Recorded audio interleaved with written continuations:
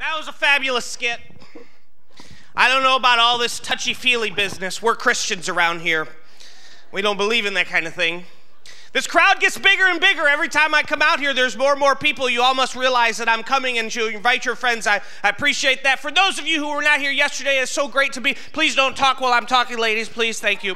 Thank you for being here. My name is Professor Dr. Jerry Chapstick, and it is my privilege to get to be here on your platform today to discuss with you, ladies, the concepts of the 4 languages of love.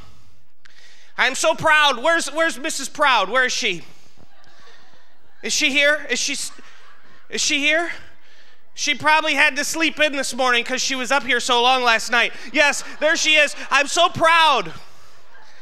I'm so proud of Mrs. Proud for taking what I said in last night's message to heart in words of assertion. Lots and lots of words last night were spoken up here. It's the first time I've ever heard you preach, Mrs. Proud, and I'm telling you, it's like it came from the depths of my heart right there. I've never heard her preach. She just did a fabulous job. I was right with her for the first 45 minutes, but then I slipped into a coma. So I'll just get the DVD, and I'll watch that later, and in segments, you know, a little bit at a time, every couple of days. I'm going to tell you something. Can you imagine how long she would have gone if her husband hadn't taken the Starbucks away from her? You put a little bit of caffeine into that thing, and she's like the Energizer Bunny, man. She just keeps going and going and going. No Starbucks for her, I'm going to tell you right now. It's no wonder her brother put her in a trash can. Just to quiet that thing down a little bit, I'm going to tell you for sure. You know what I'm saying, you know I'm right. Thank you.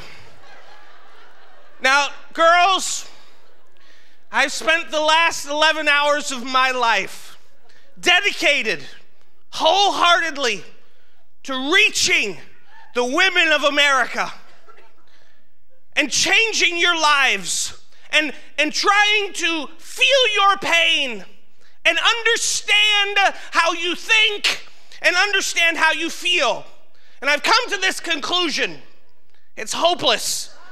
You're all hopeless. It's impossible for me to understand you. It's impossible for your husband to understand you. So, you must understand your husband. A holy hush falls over the audience. My wife got her driver's license. I know. She was driving, and I called her, and I said she was driving to Chicago. She goes to the thrift stores in Chicago. It's where I get all my clothes. I called her. I said, babe, it's just been on the radio. You need to be careful. I heard on the news there's some crazy person driving opposite way in traffic on the highway. She said, someone? All of these people are driving the wrong way. I don't know. You got to understand where we're coming from. We're looking out for you. Women, you know, women, as I seek to understand you, women are like telephones. They like to be held, touch. They like to be talked to, or more like listened to. But if you press the wrong button, you're disconnected, pal, so you might as well forget it. My wife tells me that the world would be better off if the world were run by women. In this upcoming presidential election, we may find out. I don't know. But sure, it probably would be. There probably wouldn't be as much violence. There probably wouldn't be territorial conquest derived from the pride of men. But instead, we just have a bunch of jealous countries that never talk to each other. I don't know. In the beginning, God, He was there. In the beginning, God created the world, and then He rested. And then He created man, and He rested. And then He created woman, and nobody's rested ever since, I'm telling you. So we've been talking about these 4 languages of love. We started out talking about acts of servitude.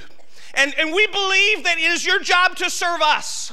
And if you could understand that, doing the dishes, I like the dishes done before I'm even done eating my meal. Because I got to have room for dessert. Acts of servitude, number 1. Number 2, receiving gifts. I like to receive gifts, so bring them all to me. Words of assertion we talked about last night, and then today we talked about understanding your husband. We spend a great deal of time, ladies, trying to figure you out. And I would just encourage you as my last opportunity to speak to you in this 2016 wonderful ladies conference, Loving Me a More Excellent Way.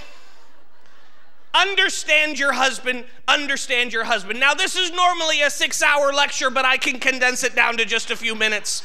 So that's what I've done today. I hope you learned something. Now, before I leave, we have a very important job to do. I've been told that there's a number of single ladies here who are looking for a husband.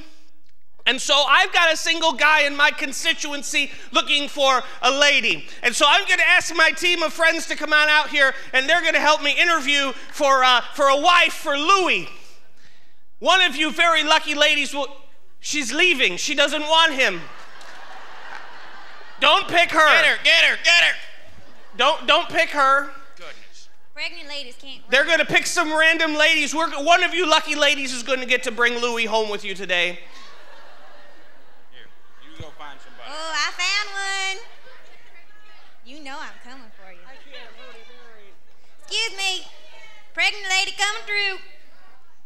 I'm not going to pardon the baby, but pardon me. Hello. I heard y'all was single. Oh, I'm talking to all 3 of you. So, how do you feel about curvy man? Yeah, you. How do you feel about curvy man?